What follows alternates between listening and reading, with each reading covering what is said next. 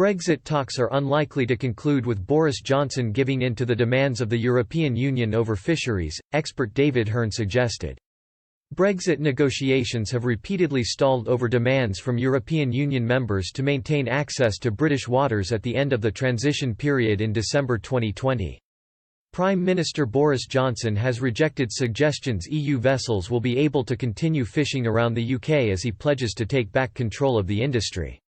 And Centre of Brexit Studies researcher David Hearn suggested Mr Johnson is unlikely to budge on his fishing pledge because of the symbolic importance fisheries have had on the pro-leave argument.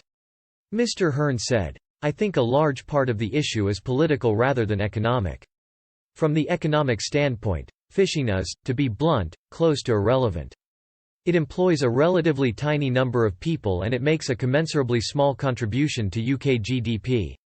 He continued, "However, it is politically extremely important, it's a political hot potato. It is something the UK has argued again and again as a potential benefit to leaving the EU. For those on the Brexiteer side who have argued this, it's going to be very, very difficult to give it up." Despite the fishing community contributing little to the British economy, the issue has emerged as one of the most difficult points of contention for the UK and the EU to agree on. The tension between the two sides on the issue of water access has sparked speculation clashes could be on the cards for British and EU fishermen if an agreement is not reached. Professor Liam Campling told Express.co.uk, "The two sides, two positions, are incompatible and there will be an inevitable conflict over this issue. This is precisely because the law of the sea is so ambiguous around this.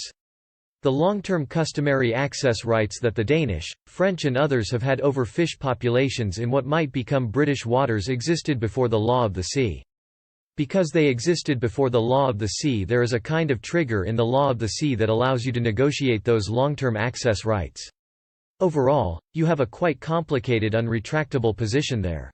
The EU has been warned failing to reach a deal with the UK could have catastrophic for the sector across several member states because of their high dependency on UK fishing waters."